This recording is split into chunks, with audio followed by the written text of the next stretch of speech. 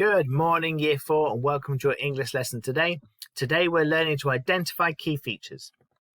All of today's learning is based on 3 books which I've allocated you on your MyOn account. I will try and remember to put some information again in the main screen about how to log on to MyOn if you've forgotten. But if I forget or you're still struggling to log on, email the year group email account and therefore you can find out your information. But everything today is based on those 3 books on that account. So what we're going to do today is, what is reading those books, we're going to be hunting for some key features. I'm going to be hunting for past tense, technical vocabulary, descriptive vocabulary, facts, generalizers, and the third person. Okay, so when you're reading your books today, we're looking out for these, not just immersing ourselves in the reading. Let's have a quick look then at what these skills are. So first of all, the past tense. Well, the past tense is writing about things that have happened in the past. All information text will be about things that have happened in the past, because in order to write a fact about something, it has to have already happened, especially a historical one. Those have probably happened hundreds, maybe thousands of years in the past. So looking at my snippet here that I have taken from one of the information texts, we've got words like was. There was no shortage. The Romans could. The men staged. Words like that are in the past tense that show you this happened in the past. So not there is no shortage, or Romans can, or the men stage, which would be the present tense. It is a past tense to show you this happened in the past. So today, go spotting those words when you're reading about them. Technical vocabulary. Now, this is always a slightly tricky one. Technical vocabulary essentially is any vocabulary that is used for a specific thing that you are talking about. So for example, here I have underlined chariot racing and gladiators. They're all about what the Romans did in their free time, and they need to be the specific words that you use in that piece of writing. Instead of chariot racing, we could have said something like horse and carts, or instead of gladiators, we could have had fighting people. But there's not. The specific word for them is chariot racing and gladiators. So they are the technical vocabulary that goes with this piece of writing. It doesn't mean they're not words you hear other places, but they are specific words that are linked to what you are reading about. That's your technical vocabulary. Descriptive vocabulary. This one should be a bit more obvious. I've underlined here cruel and bloody because it's giving a bit of extra description to what is going on. It's not just a fact, a piece of information, it's adding a bit more description to it. You will notice, just a quickly look in there, there's not a lot of descriptive vocabulary, unlike our myths that we wrote where I decided you had to stick in every single descriptive word you knew. You'll notice in this information text there's not really a lot of descriptive vocabulary, so you're going to have to go hunting for this one. The next one is facts, and hopefully we'll know what those are. I've highlighted one here. Trained fighters called gladiators sometimes fought to the death.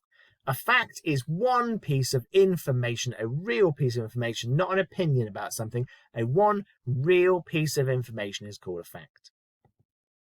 Generalizers. Right, we have done these before, and we did okay with them, but we're going to go hunting for them today. So a generalizer is something that generalizes a statement. So I'll show you one here. There you go. Trained fighters called gladiators sometimes fought to the death. We can't say 100% sure that they always fought for the death. It could have been there was a fight where nobody died. So therefore we have to say sometimes it happens. We're generalizing rather than saying this has always happened. So it might be they sometimes happen, most of the time, every so often, hardly ever. Words like that generalize the statement rather than saying this has happened 100% of the time are called generalizers. They can be a bit tricky to find, so when you're looking today, really go hunting for those generalizers. And the last one we're looking for is a third person. Now this can be a little bit tricky to explain, but I'm sure we'll understand it once we do. If you're writing in the first person, the writer would be writing about themselves. So I did something.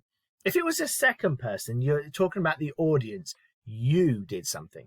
The third person is when you're writing about someone completely different. They did something, or the Romans did something. So in this snippet here, we've got the Romans watched plays, and down the bottom there, so they played the female parts. So it's not talking about the author. It's not that the author, that he or she didn't write it. It's not about the audience. It's not saying that you've done something. It's a completely different, a third person. So today when you're looking for those third person pronouns and nouns in there to see if you can spot those. Just to remind you, of course, Romans is the noun and they is the pronoun. Now, before we move on, a couple of things I have to point out here that really irritated me.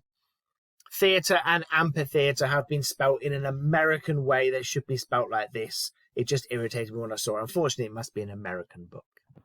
The books you need for today are all on myon.co.uk. Can you please make sure you go to .co.uk, not .com, because otherwise you won't be able to find Highwood Primary School. I have attached a PowerPoint to this assignment that shows you how to log on to MyOn. If you're still struggling though, feel free to send me an email at the year group email account and I can send you some details across. Once you've logged on to MyOn, at the top you'll see this bar here. If you click on the projects button, that will take you to today's project and it's got the date on it, and in that project will be the 3 books that I want you to read today.